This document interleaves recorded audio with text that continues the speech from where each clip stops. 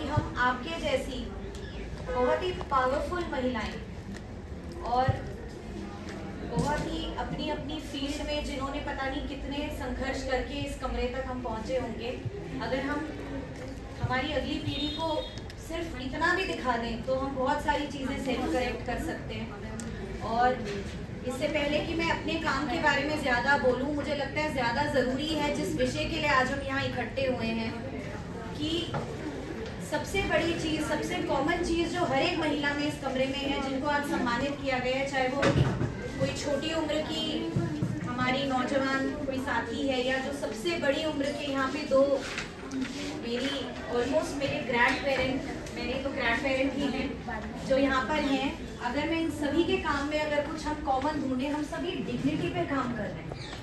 आप चाहे बात स्पोर्ट्स की करें, आप चाहे बात किसी एक्स्ट्रा करिकुलर की करें, आप लीगल फील्ड की करें, पॉलिटिकल फील्ड की करें, सोशल फील्ड, एजुकेशन फील्ड की करें, हम सारों के सभी के काम में और अनुभव में समाज में जो डिग्निटी को प्रोटेक्ट करके रखना है, केवल महिलाओं की नहीं, इंसान की। बहुत सारी आइडेंटिटी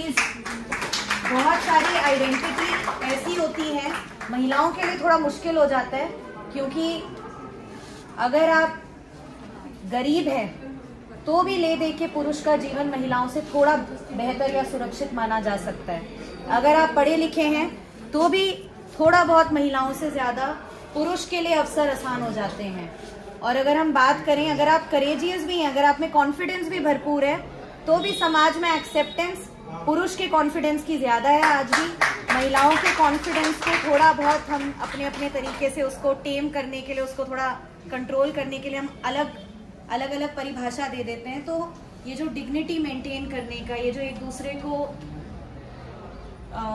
मैं कहूँगी सशक्त करने का, और अपनी काम जो हम बहुत सिंसेरिटी से करते हैं। कई बार मेरी मम्मी, जब मैंने नई नई नौकरी करनी स्टार्ट की थी, तो दोनों मेरे माँ बाप ने मुझे अपनी अपनी तरीके से सलाह दी थी, बहुत अच्छी, उनसे बहुत गाइडेंस मिलता था। पर कई बार मेरी माँ ये बोल दिया करती थी, बेटा काम बहुत ईमानदारी से और मेहनत से करना, क्योंकि औरतों को चांसेस कम देता है समाज।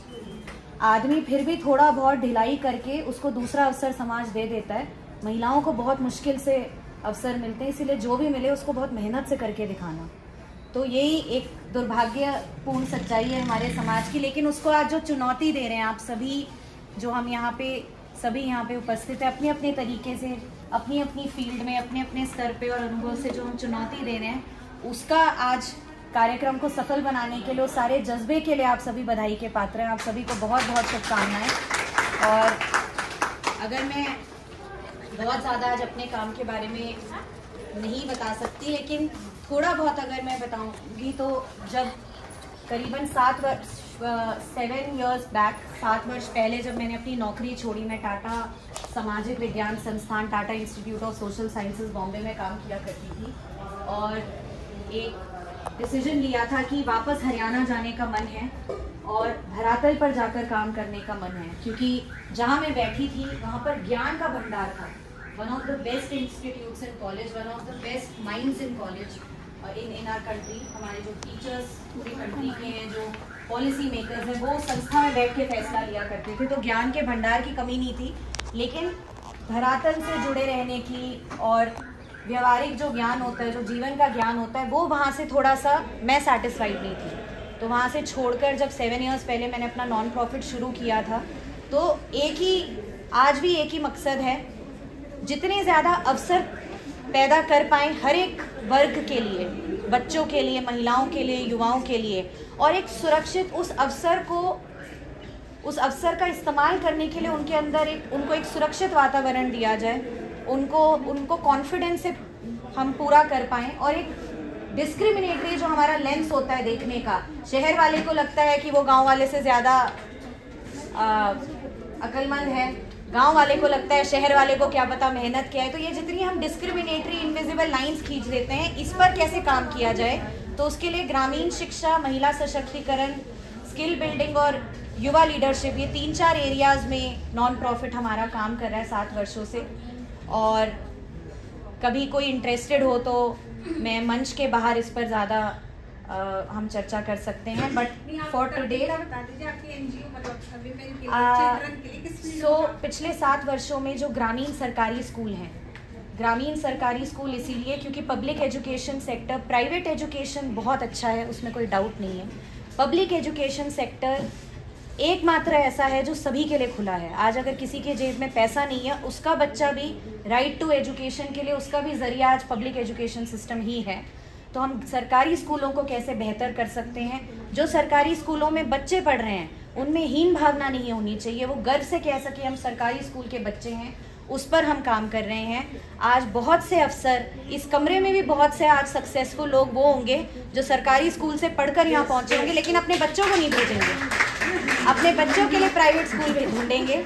तो ये समाज से हम कैसे ये वाली भावना थोड़ी कम करके और अपने सरकारी स्कूलों को एक मजबूत प्लेटफॉर्म की तरह तैयार कर सकते हैं, उस पर हम काम कर रहे हैं। हमने आज तक करीबन 1800 महिलाओं को स्किल ट्रेनिंग का काम उनके साथ किया है। सेल्फ एम्प्लॉयड वो कैसे रह सकते हैं, वो अपने पैरों पे कैसे खड़े रह सकते हैं, उससे पहले वो घर से बाहर कैसे निकल सकते हैं। तो गांव-गांव जाकर स्किल डेवलपमेंट पे काम करना, महिलाओं का पब्लिक स्पेसेस तक जो एक्सेस है, ये भी एक पब्लिक स्पेस है, यहाँ तक भी एक महिला को पहुँचने के लिए बहुत ज़्यादा कठिनाई उठानी पड़ती है। तो पब्लिक स्पेस में महिलाएं कॉन्फिडेंटली कैसे पहुँचे और अपना हक, अपना अधिकार ले पाएँ, उस पर हम काम करते हैं। और युवाओं के साथ हम इस तरह से प्लेटफॉर्म्स तैयार कर रहे हैं। आज एक नॉन अटेंडिंग कॉलेज का जो कल्चर है, बहुत ही खतरनाक कल्चर है। आप सभी यहाँ पर हैं, हम सभी के घरों में युवा हैं, तो अच्छे परिवार तो फिर भी थोड़ा पीछे लगकर डिसिप्लिन्ड हायर एजुकेशन दे देते हैं। बहुत से युवा आज नॉन अटेंडिंग कॉलेज में हैं। कॉलेज में जाके जो आइडेंटिटी क्रिएशन होता है, एक सेंस ऑफ डिसिप्लिन, एक सेंस ऑफ रूटीन होता है, एक प्री वर्क फोर्स जो आपके अंदर एथोस पैदा होने चाहिए, वो आज हमारे समाज में गिर रहा है। तो ऐसे में हम ऐसे प्लेटफॉर्म्स और अवसर बनाने का प्रयास कर रहे हैं कि जितने हमारे युवा हैं सार्थक गतिविधियों में वो पार्टिसिपेट कर पाएँ। तो उनके लिए वॉलंटियरिंग अपॉर्चुनिटीज़ क्रिएट करना, उन्हें सोशली और इन्वॉल्व करना, और उन्हें एक एक्टिव सिटीजन हम कैसे बना पाएँ। बहुत से युवाओं को पता नहीं है कि कॉन्स्टिट्यूशनल राइट्स तो होते हैं पर ड्यूटीज़ भी होती हैं, इस पर हम किस तरह से काम कर सकते हैं। तो अलग अलग विषय पे संस्था काम कर रही है। और मैं बाय एजुकेशन, मेरी जो ट्रेनिंग, एजुकेशनल ट्रेनिंग है वो मीडिया और कम्युनिकेशंस है, पर मेरा सेक्टर पूरी तरीके से डेवलपमेंट सेक्टर और सोशल सेक्टर है। तो यहाँ बहुत से ऐसे लोग हैं जिन्हें मैं अपना सीनियर और मेंटर मानती हूँ। तो आप सभी को एक बार फिर बहुत बहुत बधाई। मैं जितने यहाँ हमारे आदरणीय सरोज बालाजी, शांता रंगा जी, जो यहाँ पे सबसे सीनियर 2 हमारे बैठे हैं, आप लोगों को मैं अपनी पीढ़ी की तरफ से कहना चाहूँगी, आप लोग चले थे तो हम दौड़ रहे हैं। आप लोगों का कंट्रीब्यूशन बहुत बड़ा है, आप लोगों को भी बहुत बहुत बधाई, और आप लोगों से ढेर सारा आशीर्वाद चाहेंगे। एंड WCD डिपार्टमेंट की पूरी टीम को और यहाँ पे जितनी भी ऑर्गेनाइजिंग टीम है, thank you so much, brilliant initiative. And आप लोगों ने बहुत डिटेल कार्यक्रम किया, बहुत बहुत धन्यवाद। विभाग की तरफ से मैडम सीमा प्रसाद DPO करनाल जो हैं, उनके कोऑर्डिनेशन से और CG ma'am doctor Iram Hasan के कोऑर्डिनेशन से जो आज ये प्रोग्राम संपन्न हुआ है, इसमें सभी सहभागियों को उनकी तरफ से कॉन्ग्रेचुलेशंस। और आप लोगों ने काफ़ी एक्टिवली पार्टिसिपेट किया और इंटरनेशनल वीमेंस डे का जो ऑब्जेक्टिव है उसको ध्यान में रखते हुए आगे भी आप इसी तरह काम करते रहें, उसके लिए आप सबका धन्यवाद।